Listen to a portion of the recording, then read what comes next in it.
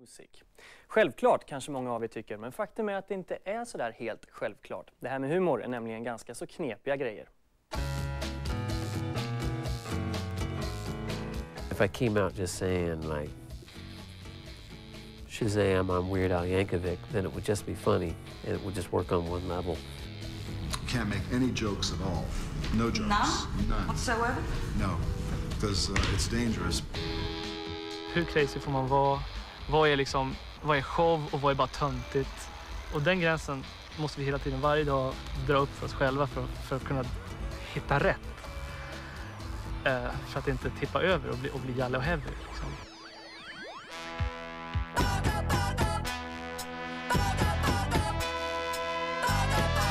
Talspundaren med för kort jeansjacka sa flummigt på släpig inbrottstjuv stockholmska. Men där var också den franske knarkaren och punkrockaren Claude. Je suis Claude avec français. C'est cool, vive la punkrock. J'aime la musique, super dur. C'est cool, vive la punkrock. Det är märkligt få artister som har något att säga, som vill säga det med humor. Eller kanske det inte är så märkligt, för man kan stöta på en hel del problem. Om man tar politisk musik som vi håller på med, då är det jävligt förbjudet att vara ens lite grann på låtsas. För att handla om politik, då ska det vara dödsseriöst. För det är allvarliga grejer.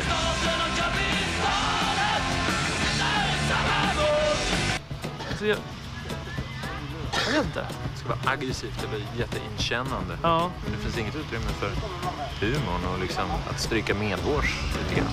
Keep the wax, melt it down, pluck the floss and swish it around.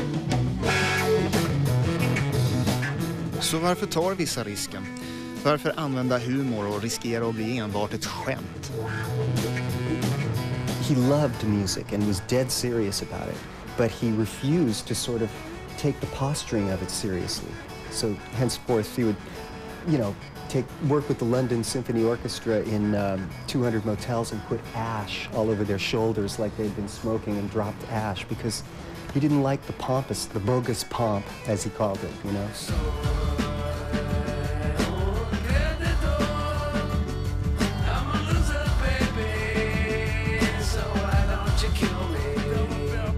I think my humor slants over on the side of absurdity.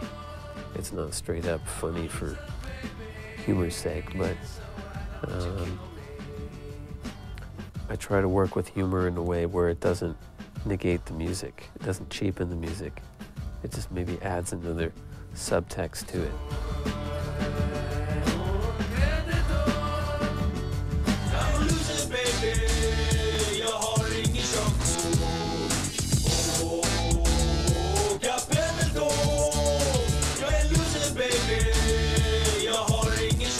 Vi är inte roliga för att underhålla, vi är roliga för att få öppna folks sinnen, för att göra dem mottagliga för andra saker. Vi vill inte bjuda på ett skratt, vi vill med skratt, det är ett medel för oss, det är inget mål. Och så jävla gapflabbiga är vi inte heller liksom. Men vi litar på våra fans, de är ju smarta, de kan ju tänka själva. Vi har ju Sveriges absolut säkra smartaste fans och det har vi tack vare att vi är så jävla smarta själva också. Holiday is the best day, the ice cream day. I am only happy when I have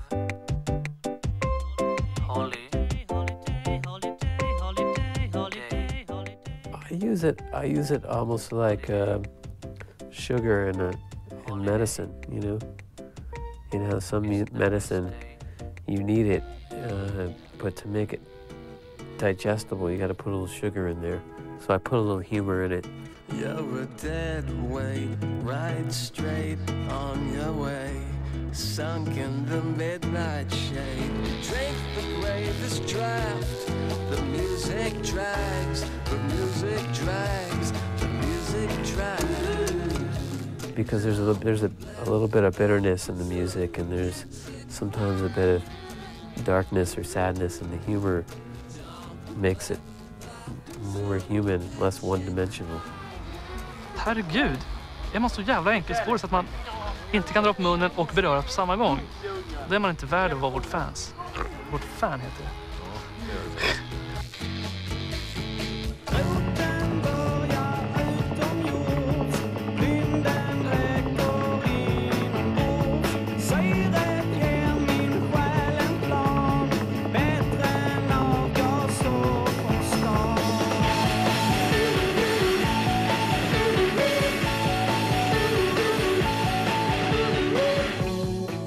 If I were just straight out coming out with all this imagery and I was taking it very serious, and then it would be one-dimensional. You could just say it's that. But if it's got a humorous edge to it, and then a sexual edge, and then all these other things, it makes it more.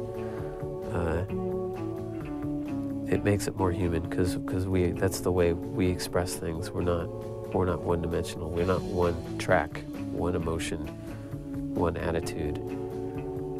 What makes a human and complex is all these elements and ambiguities presented at the same time.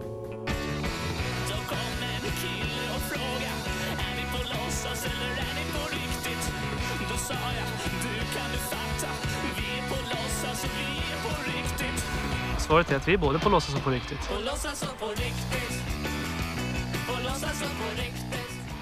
Alltså, jag vet inte vad som skulle vara 100% på riktigt. Jag fattar inte vad det är.